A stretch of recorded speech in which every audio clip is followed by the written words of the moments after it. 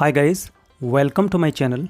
Guys, अगर आप इस चैनल पर नए हैं तो इंग्लिश सीखने के लिए मेरे चैनल को सब्सक्राइब करें और बेल आइकन को प्रेस करें, जिससे आने वाली वीडियो के बारे में आपको सबसे पहले पता लगे। हाय गाइस, मेरा नाम है राकेश मोहन और मैं हूं इंग्लिश टीचर। और आज की वीडियो में मैं आपको एक्सप्लेन करूंगा प्रेजेंट इंडेफिनिट टेंस का पार्ट 5, जिसमें कंटेंट है सबऑर्डिनेट क्लॉजेज ऑफ कंडीशन। आइए आज का टॉपिक स्टार्ट करते हैं without any delay. Guys, let me remind you कि प्रेजेंट इंडेफिनिट टेंस का जो यूज़ है वो ता है, ते हैं, ती है यहाँ तक ही सीमित नहीं होता, बल्कि इसके 7-8 बहुत ही इम्पोर्टेंट यूज़ है। जब तक उन्हें आप नहीं सीख लेते आपकी इंग्लिश बेटर नहीं होने वाली। तो गाइज़, मैं चाहूँगा कि आपको उन्हें सीखना चाहिए। अगर आप चाहते हैं आपकी इंग्लिश बेटर हो, आप लिख भी पाएँ, बोल भी पाएँ, तो गाइज़ इन सभी यूजेस को आप ध्यान से देखें और इनका फॉलो करें। तो गाइज़, प्रेजेंट इंडेफिनिट टेंस के उन्हीं प्रयोगों में से ये 5वां प्रयोग है, यानी ये वीडियो पार्ट 5 है, जिसमें सिंपल प्रेजेंट टेंस का यूज़ फ्यूचर के रूप में किया जा रहा है सबऑर्डिनेट क्लॉजेज ऑफ कंडीशन में। इसका अर्थ है कि शर्त वाले वाक्य जो हमें शर्त के बारे में बताते हैं। प्रेजेंट इंडेफिनिट टेंस के इस फार्मूले का प्रयोग जो है वो फर्स्ट टाइप कंडीशनल सेंटेंसेस में होता है, जो कि इफ़ से शुरू होता है। तो इफ़ के साथ आता है प्रेजेंट इंडेफिनिट टेंस, जिसमें फार्मूला बनता है if plus subject plus verb की फर्स्ट फॉर्म, और ज़रूरत पड़ने पर कभी एस लगता है, कभी ईएस और कभी आईईएस, और उसके बाद ऑब्जेक्ट। और जो दूसरा क्लोज है उसमें सिंपल फ्यूचर टेंस आता है, जैसे कि सब्जेक्ट प्लस शैल और विल, उसके बाद वर्ब की फर्स्ट फॉर्म, और वर्ब की फर्स्ट फॉर्म के बाद आता है ऑब्जेक्ट। तो इस तरह से इस फार्मूले की स्ट्रक्चर होती है। तो गाइस, मैं आपको बता दूं कि एक कॉम्प्लेक्स सेंटेंस होता है, यानी बड़ा सेंटेंस, उसके अंदर ही एक सबऑर्डिनेट क्लॉज होता है, एक प्रिंसिपल क्लॉज होता है। तो आइए अब समझते हैं कुछ एग्जाम्पल से। तो गाइस, फार्मूला आपके सामने है। ये है एक कंप्लीट कॉम्प्लेक्स सेंटेंस जिसमें एक सबऑर्डिनेट क्लॉज है, यानी आश्रित उपवाक्य जो इफ से शुरू होगा, और एक है प्रिंसिपल क्लॉज जो कि मुख्य वाक्य होता है। तो गाइस, सबऑर्डिनेट क्लॉज इफ से शुरू होता है, और यही सिंपल प्रेजेंट टेंस है या प्रेजेंट इंडेफिनिट टेंस, जो कि फ्यूचर के अर्थ में आया है। तो ये है if you run fast you will catch the train. अब हिंदी अनुवाद आपको सुनना है। यदि आप तेज दौड़ोगे तो आप ट्रेन को पकड़ लोगे। तो देखिए, यदि आप तेज दौड़ोगे, गागेगी, यानी फ्यूचर का मीन्स आया है, ये फ्यूचर के लिए ही आया है, आपने यही ध्यान देना है। यदि आप, या हम कह सकते हैं कि अगर आप तेज दौड़ोगे तो आप ट्रेन को पकड़ लोगे। तो इसका दूसरा जो एग्जाम्पल है वो है द टीचर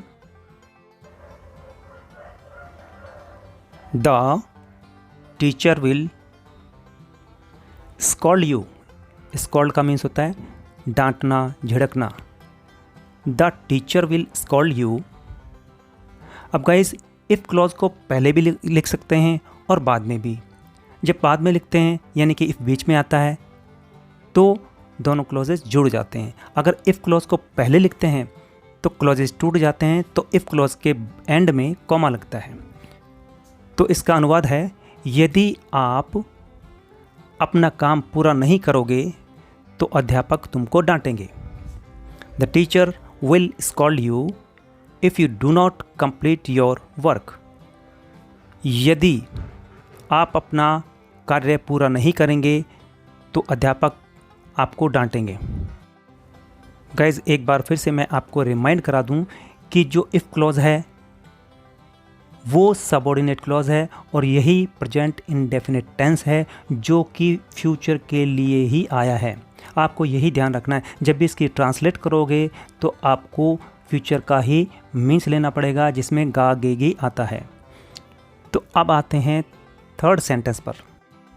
जैसा कि मैंने आपको बताया, ये एक कॉम्प्लेक्स सेंटेंस है जिसमें दो क्लॉजेज हैं, एक प्रिंसिपल क्लॉज और एक है सबऑर्डिनेट क्लॉज। तो थर्ड वाले में हमने सबसे पहले लिखा है principal clause, I will come to you, मैं आपके पास आ जाऊंगा। और अब है शर्त वाला सेंटेंस, इफ यू कॉल मी, अगर आप मुझे बुलाओगे तो मैं आपके पास आ जाऊंगा। तो इफ़ क्लॉज जो होता है वो शर्त वाला सेंटेंस होता है और इसका नाम है कंडीशनल सेंटेंस, और ये है फर्स्ट टाइप कंडीशनल सेंटेंस, क्योंकि कंडीशनल सेंटेंस को मुख्य रूप से 3 भागों में बांटा है। फर्स्ट टाइप का जो है वो प्रेजेंट इंडेफिनिट टेंस के अंतर्गत आता है। अब आती है टर्न 4th नंबर की। अब यहाँ पर भी हमने सबसे पहले प्रिंसिपल क्लॉज लिखा है, मुख्य वाक्य लिखा है, इसके बाद हम लिखेंगे कंडीशनल सेंटेंस फर्स्ट टाइप का जो कि इफ से शुरू होगा, जिसे सबऑर्डिनेट क्लॉज कहते हैं, यानी आश्रित वाक्य है। मुख्य वाक्य तो ये नोबडी वाला है और जो बाद में आएगा इफ वाला वो आश्रित वाक्य। इसका मतलब है कि आश्रित वाक्य मुख्य वाक्य पर निर्भर रहता है। तो ट्रांसलेट देखिए, nobody will ask you anything if you speak the truth, यदि आप सत्य बोलोगे तो आपसे कोई कुछ नहीं पूछेगा।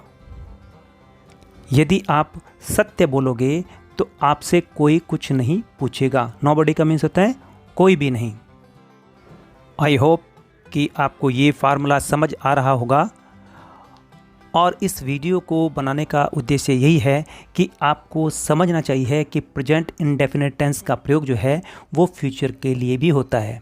तो यहाँ पर सबऑर्डिनेट क्लॉज ऑफ टाइम में ये फ्यूचर के रूप में आया है, जिसमें अर्थ लेना गागेगी।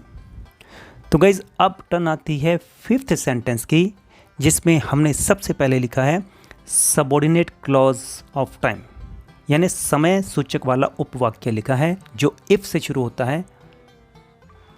तो ये है इफ़ यू वर्क हार्ड, अगर आप मेहनत करोगे तो। दूसरा हिंदी बोल सकते हैं, यदि आप मेहनत करोगे तो। You will stand first in your class, तो आप अपनी कक्षा में प्रथम आओगे।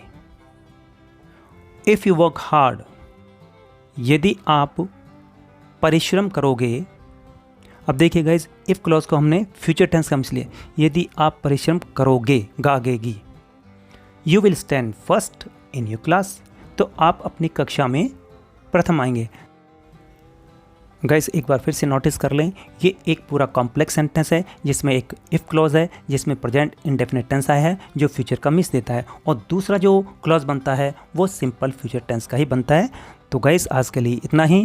गाइज एरर मिलने पर प्लीज़ कमेंट करके बताएं। Thanks for